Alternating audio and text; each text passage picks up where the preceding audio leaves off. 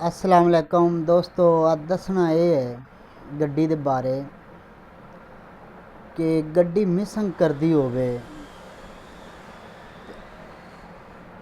उन्नू की मसले हो सकते ने और की आपां काम करावीए ते गड्डी मिसिंग वक्ती तौर छड़ जांदी, लेकिन दिहाड़ी डांगे च मुड़ वो मिसिंग करन लग पौंदी।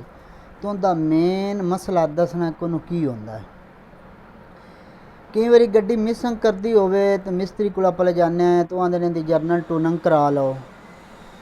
जरनल टूनिंग करा लो, उंदे च की करदे न जरनल टूनिंग ठैटर बाडी साफ करदे न।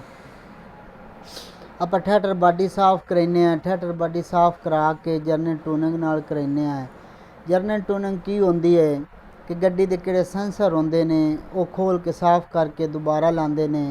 जेह्ड़े टैबट होंदे ने वो चैक करते हैं, गेज छेक के चैक कर लेंदे ने, प्लग साफ कर लेंदे हैं। ये हुंदी जरनल टूनिंग। एक मेन शय ऐसी होंदी कि आपां सारे काम करावन दे बावजूद एक निक्का जिहा कम ऐसा होंदा है कि आपां छड्ड दिन्ने आ। अज दसना उस दे बारे कि ओह किहड़ा सेंसर है कि आपां छड्ड दिन्ने आ। जरनल टूनिंग दे करावन दे बावजूद भी गड्डी दिहाड़ी डंग चलदी है तो मुड़ उस तरह हो जाती, मुड़ मिसिंग करदी, गड्डी की पिक खराब हो जाती, पिक नहीं होंदी। तो वो आए नाल सेंसर की किहड़ी तस्वीर लाई है, ये गौर न वेख भी लो। तो आपां गलती की करने कि जो सारे काम करा लेने तो किहड़ा होंदा है सेंसर है ये आपां साफ करवाइंदे ही कोई नहीं, ना ही आपां खुलवाइने हैं, ना ही मिस्त्री खोलदा है। टाइमिंग सेंसर, ये सेंसर का नाम है टाइमिंग सेंसर।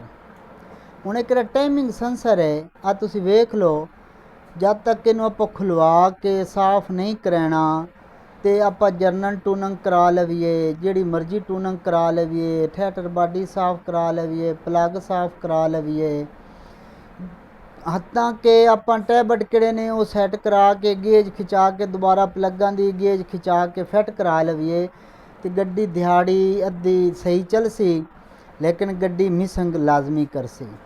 हुण कई जगह तो इस तरह भी होंदा कि ठैटर बाडी खुलवाया उनकी भी फिटिंग नहीं होंदी, उहदे नाल भी गड्डी RPM उत्ते थल्ले चक्कन लग पौंदी। वो क्यों चक्कन लग पौंदी? क्योंकि टैबट सॉरी किहड़ा ठैटर बाडी दे नाल सेंसर होंदा है ना, वो आपां खुलवाइंदे कोई नहीं, खोल के साफ नहीं कराइंदे। हालांकि वो सेंसर नूं खुलवा के साफ करा के दोबारा फिट कराना चाहिए। तो किहड़ा तुहानूं दस्सिया भी आपां सारे काम करावन दे बावजूद मुड़ भी गड्डी मिसिंग करदी है तो उनके वास्ते आपां नूं करना ही चाहिए कि टाइमिंग सेंसर है।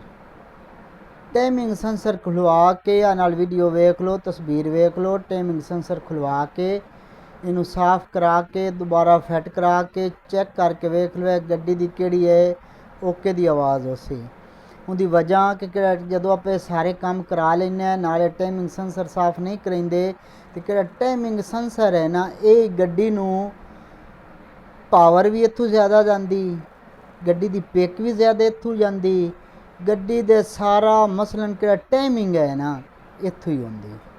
टाइमिंग का तुहानूं सारिआं नूं पता है भी टाइमिंग की शै हुंदा गड्डी दे विच, टाइमिंग सेंसर की हुंदा। टाइमिंग सेंसर जदों खराब होवे तो वो पूरा करंट नहीं देंदा, पूरा किहड़ा काम नहीं करदा, उहदे पूरे ना काम करन दी वजह नाल गड्डी मिसिंग भी करदी है तो गड्डी पिक भी छड्ड जाती है। तो जदों भी काम कराओ टाइमिंग सेंसर किहड़ा है ये लाजमी खुलवा के साफ कराया करो। ओके, अल्लाह हाफिज़।